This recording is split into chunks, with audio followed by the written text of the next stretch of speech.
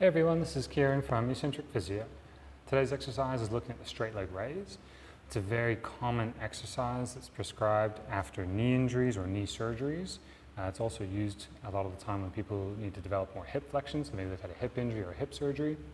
But sometimes this exercise can also be useful for those looking to develop a little bit more of a core or tummy and back endurance. So a lot of potential reasons why you'd use it. And we're going to go over all those reasons in this video today.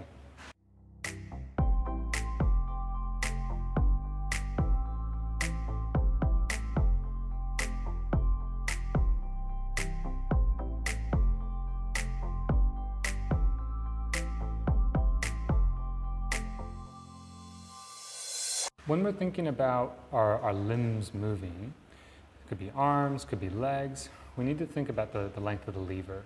And the length of the lever is going to be the length of your limb. So if I'm bending my elbow, now that lever is a little bit shorter.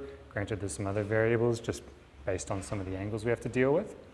But it's particularly obvious when you do things like a straight leg raise, where your leg itself is quite long, heavy, and it's attached to your pelvis. And so your pelvic muscles and your torso muscles have to be able to sort of hold steady and create an anchor point so that your leg can move off that anchor point. Now, you could lose the pelvic control or pelvic, I suppose, let's stick with control instead of stability. You could lose the pelvic control, and that might look, and we'll just go over a demo, but that might look like a straight leg raise, but then you're just creating tension probably further up the chain, maybe more into the thoracolumbar area or thoracic spine. So a couple precursors we're going to go through, and then based on what you're finding with some of these little screens, that might determine how you approach this. And it's not to say you shouldn't do the straight leg raise if you can't do these other things, but maybe you do them both at once so that the skill development is a little bit more concrete and complete. Okay? So let's just do the straight leg raise to start with.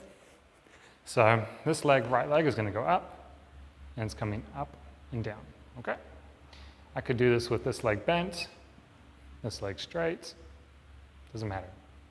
Now the rotation component is when I lift this leg up, my pelvis, if I don't have enough strength in the pelvic muscles that are going to rotate my pelvis to the left, this way, away from my leg, then the weight of my leg is going to drag me over like this. So I have to create a counterbalance or a counter rotation. And that could be as simple as putting your hand underneath your left pocket. So I'm in sort of in my back left pocket area, and I try and squish my hand as I move the leg up and down. Okay? Just so you can see it on the other side, putting the hand over here. I'm putting it there because if I lift my leg and this starts to lift off this way, and I can't keep it down, I can't figure it out, by putting the hand there, I'm going to just increase a little bit of awareness of where my body is in space. I'm going to squish the hand, and then I'm going to keep that as an anchor point for my pelvis so that my hip can do its movement. Okay? So if you notice it's happening on one side, like you do one leg and the pelvis stays where it is, and you do another leg, and then the pelvis is kind of all over the place, use this as a strategy. If you notice it's happening on both sides though, then definitely keep doing the straight leg raise, but you also might need to do some abdominal and some back stuff. And so that might look like some other rotation control exercises. It might look like something like a dead bug like this.